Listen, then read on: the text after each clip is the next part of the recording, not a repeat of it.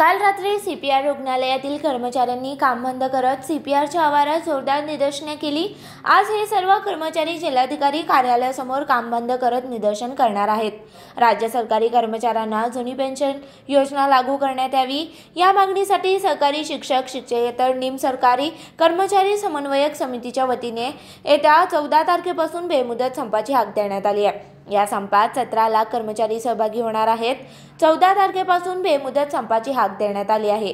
या संपात 17 लाख कर्मचारी सहभागी तर होणारच आहेत। या मागणीबाबत शासन सकारात्मक असून येत्या निवडणुकीपूर्वी याबाबत निर्णय घेण्यात येईल असे आश्वासन उपमुख्यमंत्री अजित पवार यांनी सरकारच्या वतीने विधिमंडळात दिल्यानंतरही कर्मचारी बेमुदत संपाच्या मागणीवर ठाम आहेत।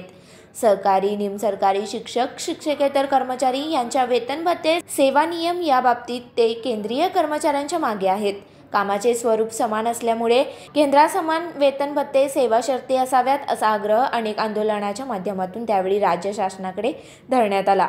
2 दिवसाच्या आंदोलनात जुन्या पेन्शनसह 18 अन्य मागण्या करण्यात आल्या असून आता बेमुदत संपाचा इशारा देण्यात आला आहे।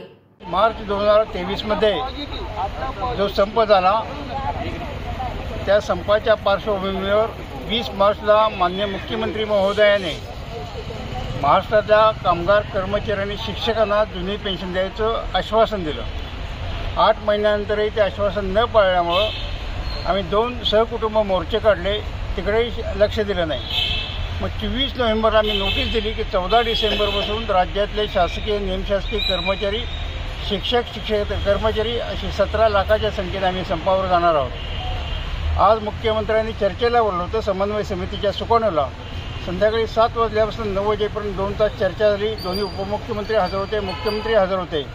कुठलाही अंतिम आणि ठोस निर्णय त्यांनी न दिल्यामुळं नागपूरमध्ये सुकाणू समितीची बैठक झाली आणि त्या बैठकीत निर्णय असा झाला की उद्यापासूनचा संप हा कायम चालू ठेवायचा जोपर्यंत शासन निर्णय देत नाही तोपर्यंत।